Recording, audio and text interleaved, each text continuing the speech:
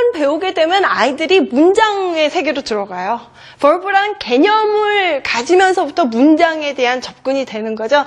verb가 뭔지 모르는 애들한테 이렇게 문장 그거는 사실 통으로 외우는 거지 애들이 구조적으로는 그걸 이해를 못해요. 근데 일단 verb가 이런 액션이구나를 이제 알잖아요. 그죠? 이거는 뭐를 가리키는 이름이 아니라 행동이야. 내 몸을 움직이거나 내 마음을 움직이거나 내 머리를 움직여서 쓰는 게 이게 verb야. 그걸 아는 거예요. 그래서 이렇게 이제 verb라는 단어를 배우면 이제 이거 한국말로도 물어보아요. 애들이 그러면 이제 그때 이제 움직일 동 해갖고 동사야 이렇게 말을 해주면 애들이 내가 굉장히 어려운 말을 아는구나 그런 느낌을 갖게 돼요. 그래서 이번에는 이제 W로 가겠어요. W는 이제 발음을 주의하셔야 돼요.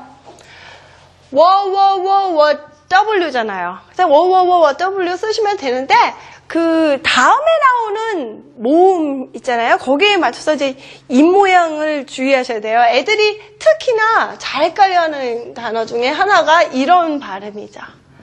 이거가 아니야. 이게 아니에요. 이거가 아니라 요런 거는 꽤 레벨이 올라간 아이들도 이상하게 둘을 똑같이 읽거나 그래요. 이거는 어떻게 되냐면 입이 이렇게 됐다가 출발해야 돼. want 이렇게 읽어야 되죠. 이건 거꾸로예요. 도리어 입이 이쪽으로 들어가요. want 이렇게 읽으셔야 돼요. 그래서 이 W 같은 경우는 뒤에 모음이 뭐냐를 보고 이 출발점을 잡고 발음을 하셔야 되거든요. 그래서 W인데 W에서 들어갈 액티비티를 빨리 소개를 해드릴게요. 자, 여기 보시면요. It will rain tomorrow 이렇게 돼 있죠. tomorrow 굉장히 길죠. 단어가. 근데 애들이 꼭 알고 싶어하는 얘기예요. 그래서 will을 배울 때 그냥 배우시면 돼요.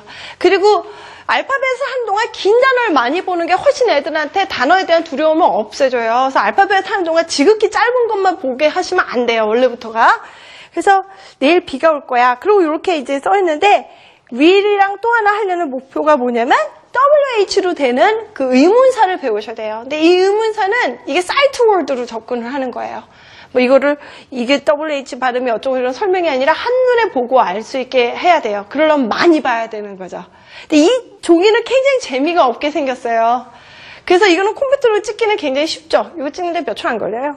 일단 이렇게 하신 다음에 이걸 재밌게 바꾸시는 건 어머니 재량이에요. 그래서 제가 한번 그거를 보여드릴게요. 지금 연필 있으시면 같이 한번 이걸 재밌게 만들어 보세요.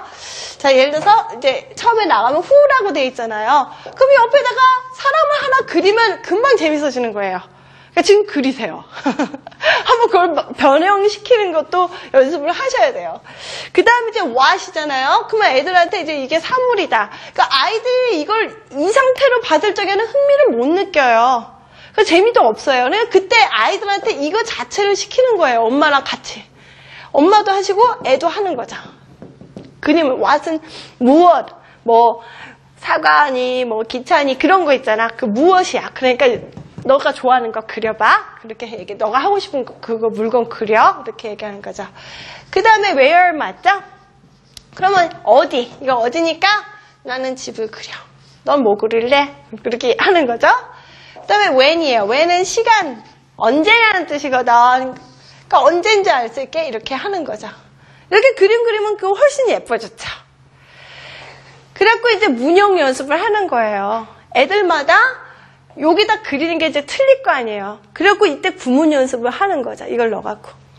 요 구문 자체도요, 이렇게 순서가 되지만, 미국 애들도요, 요 WH로 되는 의문사를 아는데 연령이 상당히 오래 가요. 말을 굉장히 잘하는 것 같으죠. 이렇게 미국 애들 보면 한 4, 5살짜리 애들 영어만 끝내주게 하잖아요. 물어봐요. Where's your mom? 물어보면 그건 대답을 해요. 어디 있다고. 또 물어봐요. When will she be back? 그러면 또 어디 있다고 얘기를 해요. when에 대한 대답을 하는데 굉장히 연령이 많이, 한 몇 년이 걸려요, 미국에도. when 대답 몰라요. 계속 언제냐, 왜냐 물어봐도 계속 엄마인데만 가르쳐요. 그래서 요것도 이제 아이들 연령에 따라서 만약에 아이가 좀 어리다 싶으면 이제 when은 어려울 수도 있어요. 근데 보통 7세 그러면 이게 다 돼요. 통합적으로 다 되거든요. 그러면서 구문 연습을 하셔야 되는데, 요걸 하실 적에, 그 리버스라는 기법이 있어요. 그게 뭐냐면 그러니까 그림과 문자를 섞어서 하는 거죠. 왜 우리도 한글 처음 배울 적에 섞어 하잖아요. 어려운 것이는 그림으로 놓고 은는이가는 한국말로 하면 애들이 은은이가 빨리 읽게 되잖아요. 그거와 같은 거예요. 그럼 이걸 해보세요. 이거죠? 얘는 will. 그 다음에 책을 읽고 싶잖아요. 그때 verb 배운 걸 써먹는 거예요. 이때 또 연습하는 거죠. 누구 will read. 그 다음에 book을 하는 거죠. 그죠? 이게 리버스 기법이에요. 그 다음에 어디서? 그러면 이제 at home. 그 다음에 언제냐고 그러면 이제 그때는 뭐 여러 가지 할 수 있어요. 예를 들어서 morning. 해가 떴어요. 그죠? 이런 식으로 하는 거예요. 그래서 여러 가지 그림을 바꿔놓고 이 연습이 되고요. 그래서 제가 이제 해본 것 중에 하나가 이거죠. 처음에는 이런 식으로 했어요. 그 다음에 두 번째는 또 애들이 여기다 그림을 다르게 놓고 두 번째 문장을 써보는 거죠. She will play the piano from 2 o'clock to 3 o'clock. 이렇게 된 거죠. From 2 to 3 이렇게 쓰는 거죠. 세 번째는 또 다른 걸 이제 문장으로 바꿔보는 거예요. Tom will sleep all day long. 그죠? 이렇게 되고 그 다음에 네 번째는 I will 해서 본인의 것을 써보게 하는 거예요. 그러면 아이들이 이때 순서를 알게 되는 거예요. 주어 넣고 동사 넣고 이런 설명 안 하고 이게 굉장히 그림으로 잘 박혀요. 그러니까 얘가 이렇게 했다. 이런 순서가 들어오는 거죠.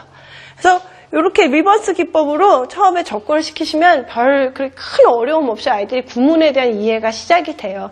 그래서 이건 W를 하면서 이제 나가는 거죠. 그러니까 이제 스펠 하나에 나왔을 적에 거기에 이렇게 재밌는 테마를 연습하신 것도 중요하지만 전체적인 흐름을 깨고 얘를 끌고 나가는 것도 굉장히 중요해요.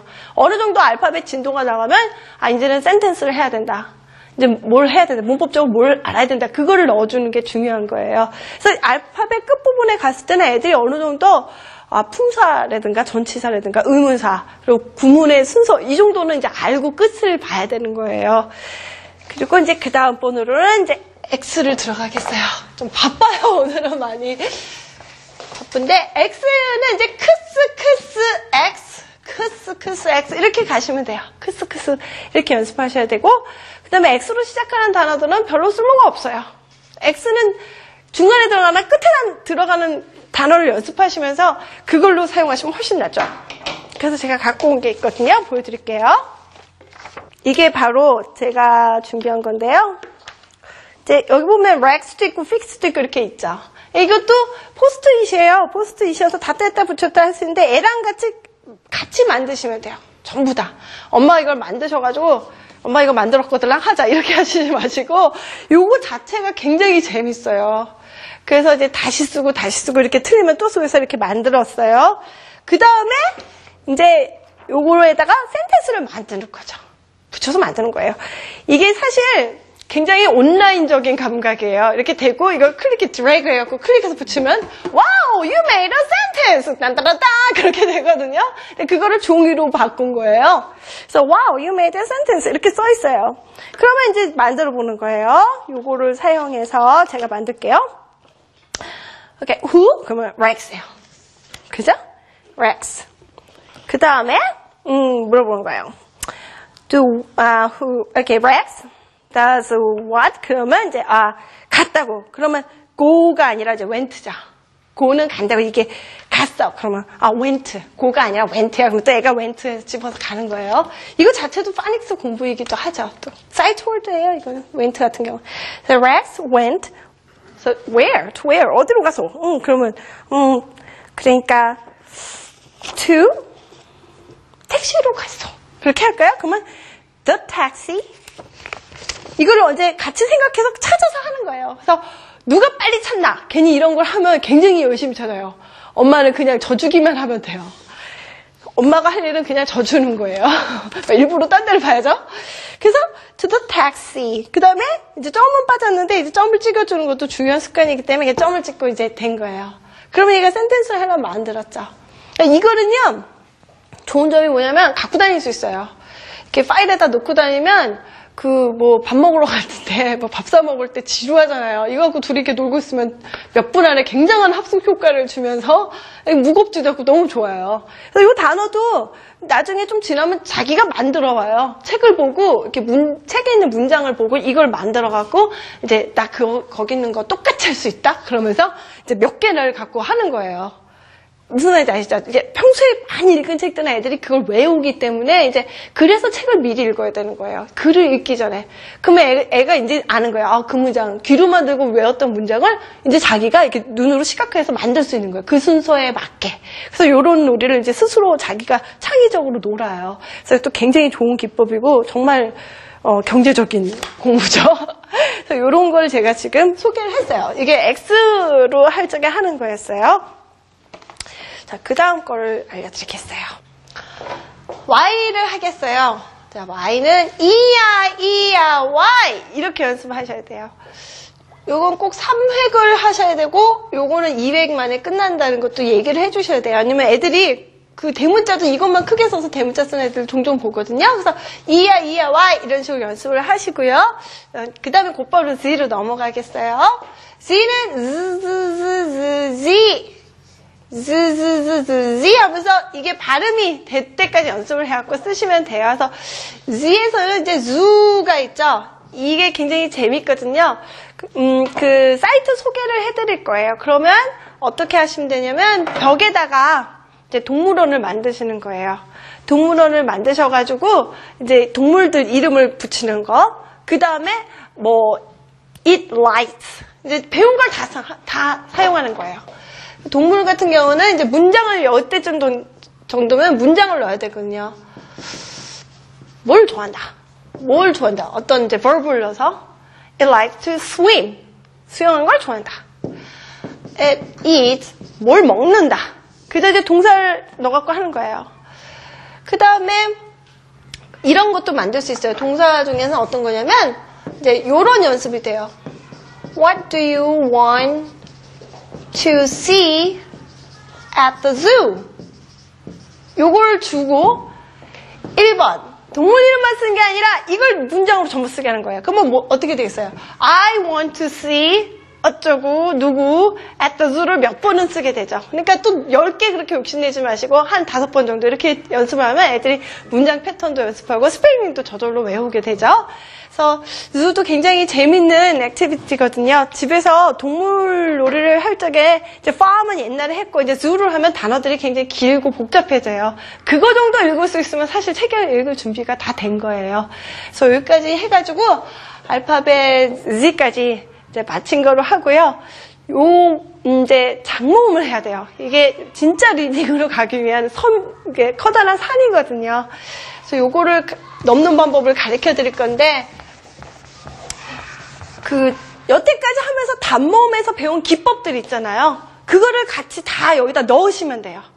이제 뭐 이런 카드를 만드는 거, 뭐 놀이하는 방법, 뭐 그룹으로 단어들을 써보는 거 많이 여러 개를 했어요. 뭐 틱택처럼 놀이를 하는 방법, 또 글씨 써놓고 뭐 가리고 읽거나 그런 이 종합적으로 그걸 다 사용하시는데 그거보다 더 중요한 거는 이 장모음을 혼동하지 않게 애들을 가르치는 거예요. 그래서 이걸 하나의 군으로 전부 해야 되거든요. 종종 가다 보면 기존에 뭐 유명한 그런 무슨 애들 가르치는 데도 보면 롱아이를 했다가 오늘은 롱아이했다가 그 다음날은 롱유를 했다 막 이런 식으로 막 뒤죽박죽 돼요. 그러면 안 돼요. 예를 들어서 뭐 여기 갑자기 여의도 얘기했다가 영등포 얘기하면 뭐가 막 헷갈리죠. 그런 거랑 똑같아요. 딱딱 나눠서 하셔야 돼요. 그래서 이제 롱에이에는 뭐가 있냐, 이제 처음 출발은 모든 장모음의 처음 출발은 이 2의 등장으로 시작이 되는 거예요. 그죠? 그래서 애들한테 말해준 거예요. 알파벳의 2가 천사야, 천사. 얘가 얼마나 착한 애인 줄 알아? 얘의 희생정신으로 말할 것 같으면 이 2가 끝에 붙음으로 해서 드디어 A가 자기 이름을 부르게 됐어. 얘 이름이 뭐니? 그러면 A잖아요. 그래, 끝에 2가 오면 이때부터 얘는 A 하는 거야. 그리고 얘는 어떻게 된 줄 알아? 힘이 없어서 소리를 못 내. 이렇게 설명을 해줘요. 그럼 애들이 2가 나오면 얘는 이름을 찾았으니까 A라고 읽는 거라는 걸 이해를 하는 거죠. 구체적으로. 여태까지 A인데 다 A로 배웠잖아요. 근데 이제부터 2가 나오니까 A가 되는 거예요. 그죠? 요거는 전부 똑같아요. 일단 A부터 얘기를 드릴게요. AE가 있고 그 다음에 AI가 있죠. 이런 설명들 다 마찬가지로 하면 돼요. 2가 너무 힘든데 2만 해서는 이게 다 안 돼서